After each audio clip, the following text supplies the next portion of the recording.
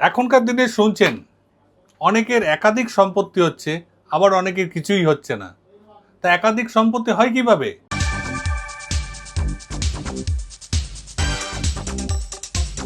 নমস্কার, আমি সুবীরজ্যোতি শাস্ত্রী। কুণ্ডলিতে যদি চতুর্থ পতি একাদশ পতির সাথে যুক্ত থাকে বা দ্বিতীয় পতি চতুর্থ পতির সাথে যুক্ত থাকে, তার একাধিক প্রপার্টি হবেই হবে।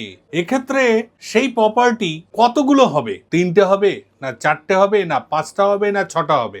দেখবেন হাতে এইরকম ভাগ্যরেখা থাকবে, সেই ভাগ্যরেখায় এইরকম বক্স একাধিক থাকবে।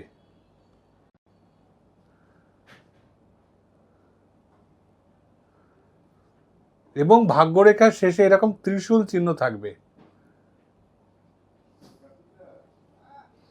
সে বহু সম্পত্তির মালিক হবেই হবে এবং একাধিক প্রপার্টি বা বিলাসবহুল জীবনযাপন হবেই হবে। এক্ষেত্রে আপনি কি প্রমোটার হবেন, না আপনি বড় শোরুমের মালিক হবেন, না আপনি বড় বিজনেসম্যান হবেন, বা আপনি শপিং মল খুলবেন, সেগুলো হাতে বা ছকে আলাদা আলাদা বিষয় পাওয়া যায়। এক্ষেত্রে আপনি কি হতে চান এবং কতগুলি প্রপার্টি আপনি করতে চান এবং সেটা ধরে রাখতে পারবেন কিনা, এই বিষয়ে আপনি জানতে গেলে অবশ্যই আপনার কুণ্ডলী আর হাতটি দেখাবেন, রত্নকুমারী বিজ্ঞ জ্যোতিষীর পরামর্শ নেবেন এবং আপনি সঠিক পথটি পাবেনই পাবেন।